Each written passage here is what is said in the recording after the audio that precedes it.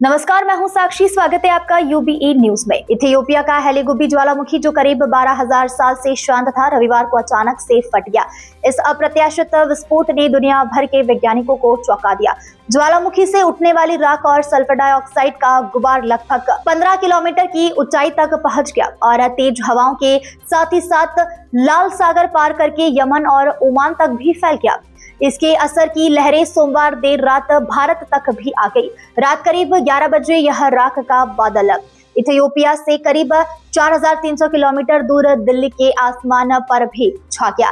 India met sky weather alert के अनुसार यह गुबार जोधपुर जैसलमेर के रास्ते भारत में प्रवेश कर चुका है और उत्तर पूर्व दिशा में तेजी से आगे बढ़ रहा है। राजस्थान, हरियाणा और दिल्ली के ऊपर इसका प्रभाव साफ देखा गया है, जबकि इसका एक हिस्सा गुजरात की सीमा को भी छू सकता है। अनुमान लगाया जा रहा है कि रात में पंजाब, हिमाचल और पश्चिमी यूपी के कुछ ऊंचाई वाले इलाके पर भी इसका हल्का सा असर देखने को मिल सकता है और इसी को देखते हुए एयर इंडिया ने एहतियातन 11 उड़ानें रद्द कर दी है। हालांकि मौसम वैज्ञानिकों का यह कहना है कि राख का यह गुबार सामान्य लोगों की रोजमर्रा की जिंदगी पर खतरा नहीं बनता, क्योंकि इसकी ऊंचाई काफी ज्यादा है, लेकिन हल्की राख गिरने की संभावना से इनकार भी नहीं किया जा सकता है। ऐसे हालत में उड़ानों को लेकर सतर्कता बढ़ा दी गई है। आईएमडी के अनुसार यह राख मंगलवार शाम करीब 7:30 पर भारत से आगे निकलकर चीन की दिशा में बढ़ जाएगी।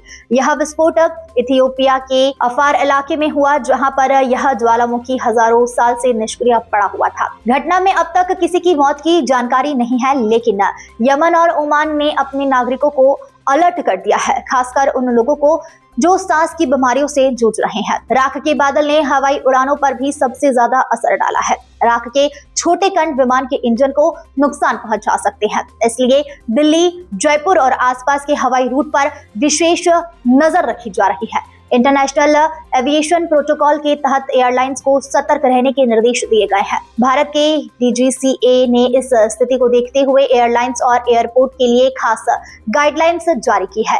डीजीसीए ने यह साफ कहा है कि अगर उड़ान के दौरान विमान को इंजन की परफॉर्मेंस में गिरावट, केबिन में धुआं या फिर अजीब गंध महसूस हो तो तुरंत रिपोर्ट करें। एयरपोर्ट को भी निर्देश दे दिए गए हैं कि अगर राख नीचे तक पहुंची है तो रनवे और टैक्सीवे की तुरंत जांच की जाए। कई एयरलाइंस जैसे कि इंडिगो और केएलएम ने सावधानी बरतते हुए कुछ उड़ानें रद्द कर दी है। मुंबई एयरपोर्ट ने यात्रियों को सलाह दी है कि वे निकलने से पहले अपनी उड़ानों की जानकारी दोबारा से चेक कर ले, क्योंकि कुछ अंतर्राष्ट्रीय रूट अस्थायी रूप से बदल सकते हैं।